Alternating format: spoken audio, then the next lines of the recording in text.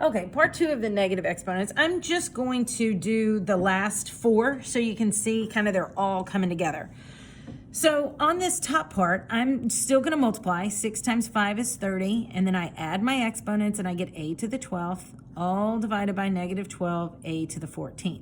Okay, so 30 over negative 12, while it doesn't go in there evenly, I can reduce this. And I know 3, more than 3, 4, 3 goes into both those. So 3 goes into 30 10 times, and 3 goes into 12, 4. So I can keep reducing by another 2. So I know 6. Golly, I couldn't think of the number right off the top of my head. 6 goes into both of those. So 6 goes into 30 5 times, and 6 goes into negative 12 negative 2 times. And remember, we've talked about in class where the negative, it doesn't matter if it's downstairs or upstairs, it just makes that rational number negative. And my rule is to subtract. So 12 minus 14 is negative 2. So when I look over here, 5 stays on top, negative 2 stays down there, and then this 2 goes downstairs to get positive. So that will be my final answer. Okay. All right. So now we have a power. So here I go 3 squared, which is 9. And then I get x squared, y squared for this guy. And then I'm going to multiply them by 2x to the 4th, y to the 3rd. So for that top, I'm kind of all over the place here. Let's just stay here. 9 times 2 is 18. I add my exponents because now it's a multiplication problem. So x to the 6th, y to the 5th. Okay, that's what I get for this numerator up here. So slow me down or pause it until you can come back and see how I got that. And then my denominator, of course, is 6x to the 8th y. So when I go over here to simplify, 18 divided by 6, that's a whole number of 3. So 3 can be 3 over 1. I'm going to keep it as 3. My rule is to subtract my exponents. So 6 minus 8 is negative 2. And then 5 minus 1, remember there's an understood 1. So 5 minus 1 is 4. So now is when I start flipping. 3 stays where he is. This guy is negative, so he goes downstairs, and y to the 4th stays upstairs. Okay, all right, let's look at 24. 24, I get negative 6 squared. Remember, negative 6 squared is negative 6 times negative 6, which is 36.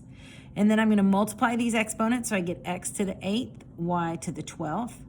And I put that all over. Negative 4 cubed is a negative 4 times a negative 4 times a negative 4. And a negative 4 cubed is going to be a negative 64. And then I have x to the negative 3 times 9 is negative 9 power, and y to the 15th. So now I'm going to look at that, and I'm going to simplify 36 over negative 64, and that can be simplified to be negative 9 over 16. And remember, again, it doesn't matter if that negative goes on top or bottom. It's just making that rational number negative. And then my rule here is to subtract. So I have 8 minus a negative 9. Well, 8 minus a negative is positive. So it's x to the 17th. And then here I have y 12 minus 15 is negative 3. So can't have that negative exponent. This guy is going to stay. Negative 9 over 16 stays where he is. I get x to the 17th. And then this y to the negative 3rd goes downstairs to be positive. So that's my final answer. Okay, last one here, 25. I'm going to multiply straight across. It's just multiplication problem. So 6 times 3 is 18. I add my exponents and get b to the 6th. And I get c to the 5th. All over.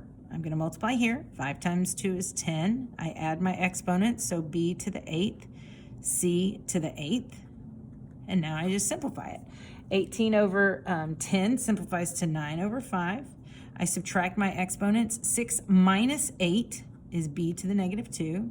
5 minus 8 is c to the negative 3. Well, let's look. Who goes upstairs? Who goes downstairs?